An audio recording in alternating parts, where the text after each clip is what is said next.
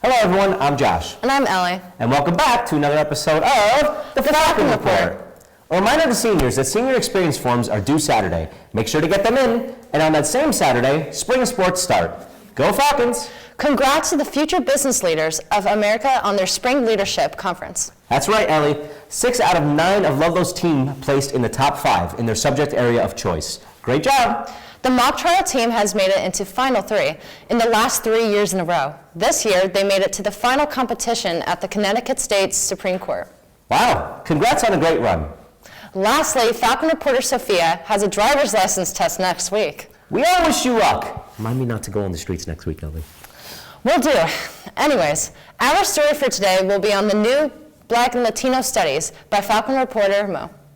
So the African American, Black, Puerto Rican, and Latino Studies class is looking at United States history through the perspective of these voices that have traditionally been left out of the curriculum. This class is ECE, which is Early College Experience, which means that the workload and the level of requirement is definitely high, but it's also open enrollment. So we have students who've taken APs, we have students who haven't ever taken APs. Well, I've always been interested in African American studies. I feel like it's pretty it's something that not a lot of people know about. I talked to some of the history teachers, and they kind of told me that they thought this would be a good class that would go really well with U.S. history. Because it looks at the traditional perspective and kind of flips it on its head. While our traditional U.S. history class is one perspective, this is the complement, the other side of that story. I've taken a bunch of history classes, and I know a lot about U.S. history, but from the Latino and Black perspective, it's not something that you hear a lot about. I took U.S. history right now too, so it does really they go along really well, and we're kind of in the same time periods. And I feel like up to this point it definitely kind of has, learning through slave revolts, that kind of thing in AP U.S. history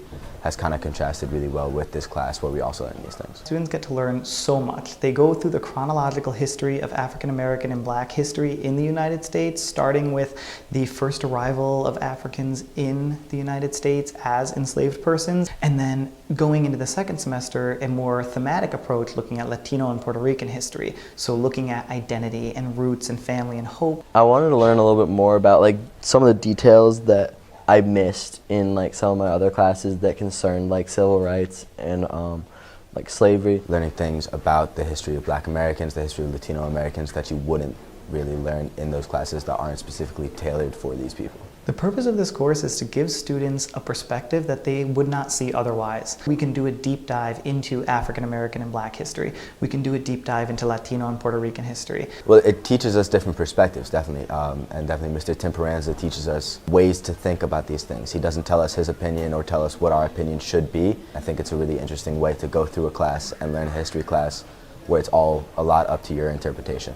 I really hope that students walk away from this class feeling like they've put the puzzle together, that they really feel like they can understand why the world today looks the way it does. It gives you a broader view of the world. You can look at things that are going on today and connect them back to things that have happened in the past.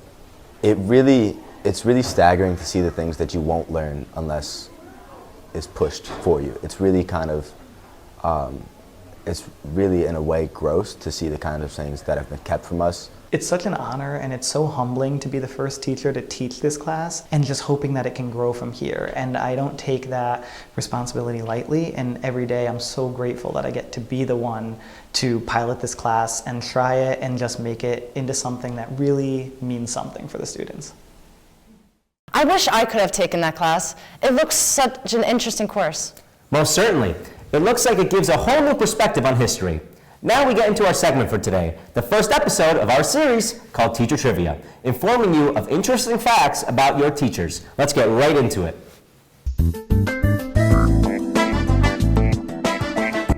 Hello everybody, welcome back to Teacher Trivia. I'm your host, Joshua Aziz. Today's minigame, Who Did What? We have some crazy facts from numerous staff and teachers in this school. See if you can guess who did what. Which one of these teachers has seen the same Broadway show 57 times in a row? Senora Banco, final answer. I'm gonna guess Miss Dewey. Same Broadway show 57 times in a row. Is it A, Senora Banco? Banco. Is it B, It's A, Banco. or C, Miss Dewey? Miss Banco. The answer is Senora Banco! It is Senora Benko. Which one of these teachers has been knocked out by a kangaroo? C. I think Mr. Sierra. B. C. Mr. Tyson. And the answer is Miss Smith. It is actually B, Miss Smith, who was knocked out by a kangaroo. One of these three teachers has rode an elephant. Miss Krieger. Dr. Haskett. Craven. It's always Craven. The answer is Miss Krieger. Thank you to everyone who played Who Did What. I'm your host, Joshua Aziz. Big thanks to our camera crew, Ryan Brown. See you guys in the next episode.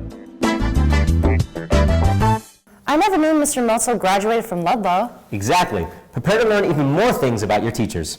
Congratulations to Warner House for winning Battle of the Houses. That'll conclude today's episode of the Falcon Report. I'm Josh. And I'm Allie. And this was The Falcon Report.